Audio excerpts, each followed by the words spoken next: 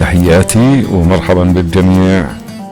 دعونا نبحر سويا في هذا الموضوع المحير والهام، وبما أن غالبية البشر قد تتعرض لهذا العرض ولو لمرة واحدة في حياتهم، ومن الممكن أن تكون متلازمة للعديد من الناس، وبالذات لأولئك الذين قد اضطروا لاستعمال العقاقير المهدئة ولفترات طويلة.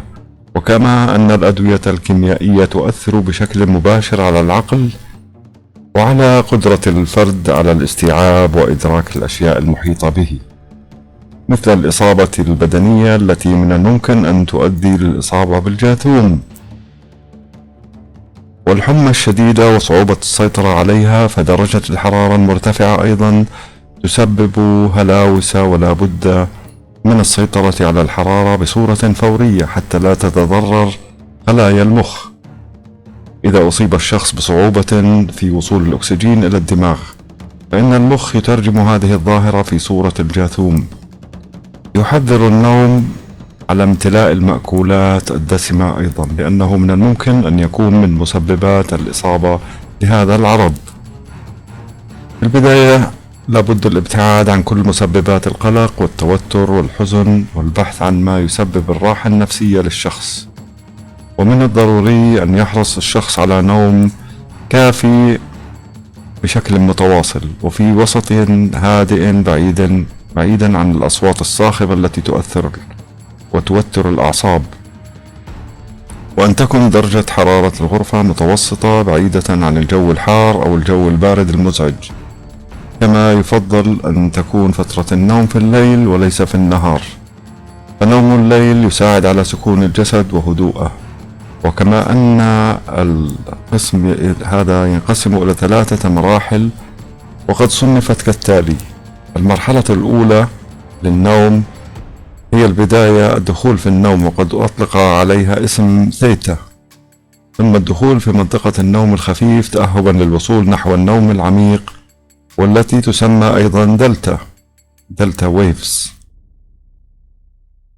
اجعل لك بعض الطقوس الخاصة التي تساعد على الاسترخاء قبل النوم، مثل قراءة بعض الأذكار والآيات والأدعية الدينية التي تدخلك في الصلة والاتصال بخالقك وحفظه ورضاه.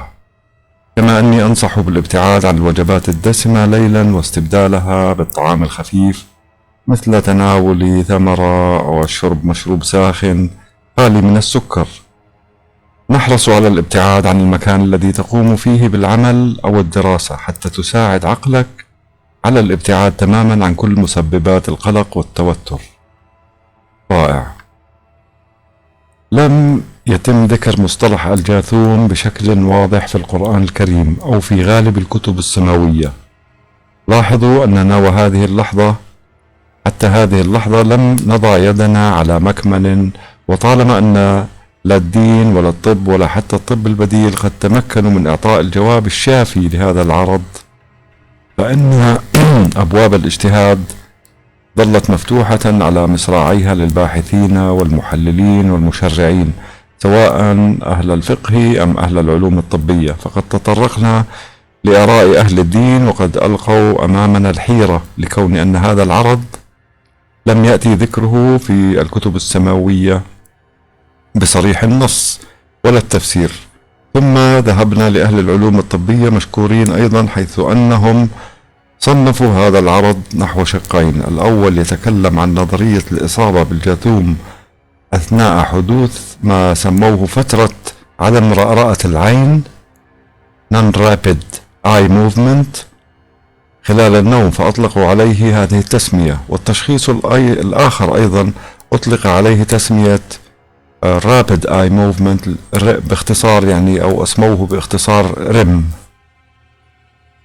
أرجو من حضراتكم القدوم معي لنقوم بهذه التجربة، وفيها فائدة عظيمة لتزويد معارفكم وتنوير مدارككم.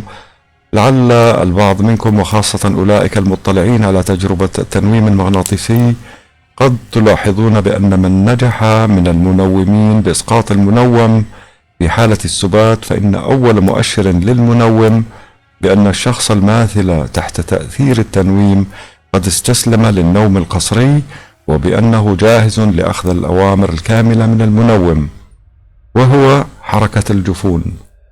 تعالوا معي نقف أمام شخص نائم مستغرق في نومه العادي، ولنراقب معا حركة جفونه المغلقة.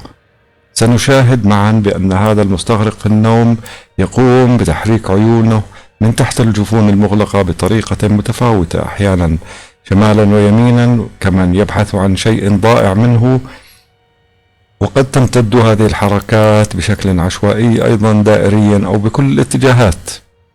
طبعا كل هذا يحصل وصاحبنا سابح في بحر نومه وأحلامه، وأن هذا الدليل يأخذنا نحو أن الدماغ متصل اتصالا وثيقا بأعيننا، وأنه يقوم بعرض كل تلك الأحلام لنا، والعين تتابع ظاهريا وباطنيا جميع ما يعرض عليها بالحركة والاستجابة. جميل. إذا الطب قد أعزى هذه الحالة التي أسموها ريم بأنها الإثبات لمجريات الدماغ وشطحاته، سواء تأتيكم بصورة حلم أم كوابيس أم تعرضكم لهذا الشلل المؤقت والذي أطلق عليه العديد من الأسماء في مختلف الحضارات في الأرض. ففي الغرب أيضا قد أسموه شيطان المرأة العجوز ولدينا هنا فقد أطلقوا عليه اسم الجاثوم أو أبو رابوس أو أبو لبيد. تختلف التسميات ولكن الواقع والأثر واحد، وهو أمر وعارض مزعج مخيف يوصل الشخص لمرحلة يتذكر بها رعب الموت أو الرعب الشديد بأنه الواحد منا غير قادر على استرداد نفسه، ولا يتمكن من جعل دماغه من إصدار الأوامر لجسدنا حتى بأبسط حركة، إذ أن من يصابون بهذه التجربة فريقان: فريق يصاب بها بأعين مفتوحة، والآخر يصاب بها بأعين مغمضة، ولكنه يعي بأنه صاحي وبأن هناك خطرا وأمر جلل قد أصاب جسده، وهو عاجز تماما عن الخروج من حالته تلك. قد يسألني أحدكم كم تمتد هذه الحالة؟ نعم، أقول بأنها تتراوح ما بين ثوان معدودة وعدة دقائق، ففي بعض الحالات تتطابق التجارب عامة بين جميع الناس وجميع من أصيبوا، فأقول بالمجمل التشخيص والحدث والتفكير يكون نوعا ما متطابقا في معظمهم. ثم يسأل أحدهم: هل هناك خطورة على حياتنا أثناء الوقوع تحت تأثير الجاثوم؟ الجواب: لا مخاطر هنا، ولكن التجربة بحد ذاتها مزعجة لدرجة أن العقل يوحي للواقعين بها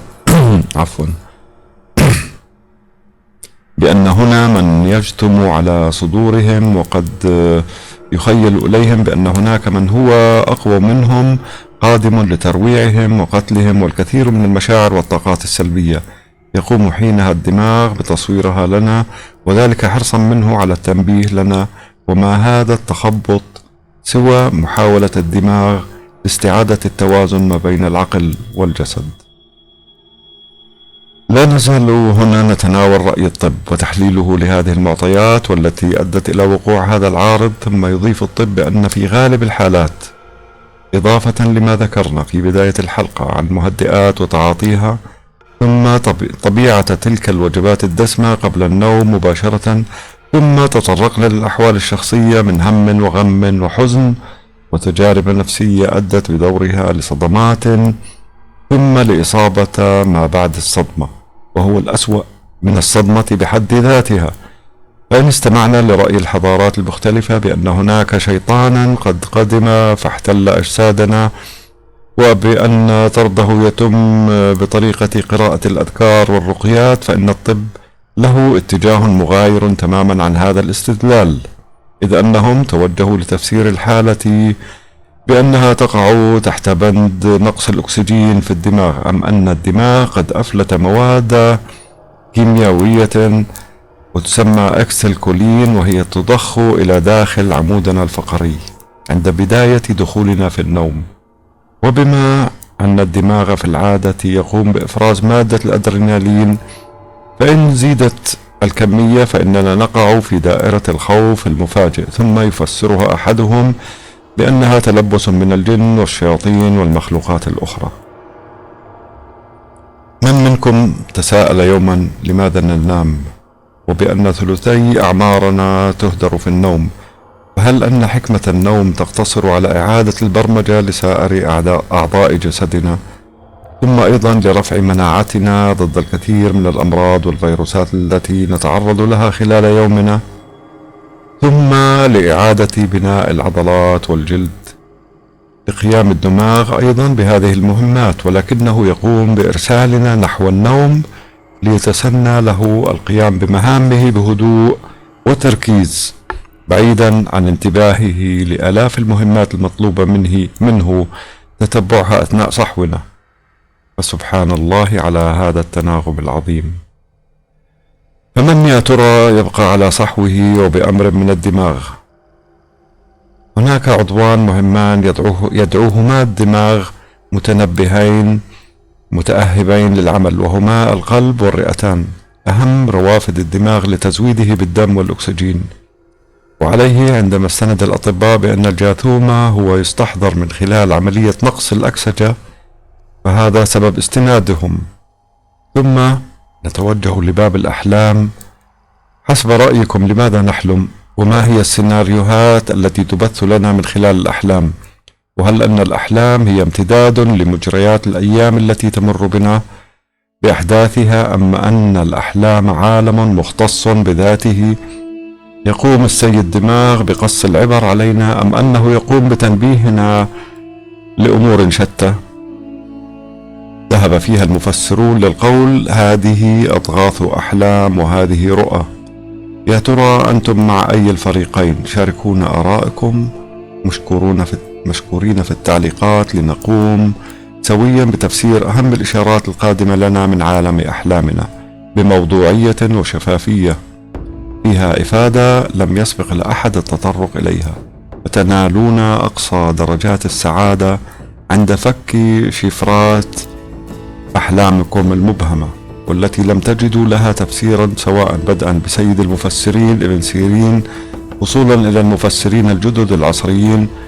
بقي أن أقول فإن أصبتم يوما بهذا العارض عليكم تذكر كلماتي وستذكرونها حتما، لا تتوتروا، ثم رددوا اسم الجلالة الله 3، ثم حركوا إصبع الشاهد من يدكم اليمنى، ستلاحظون فورا أنكم قد تحررتم من كل الضيق وعلى فور الفور.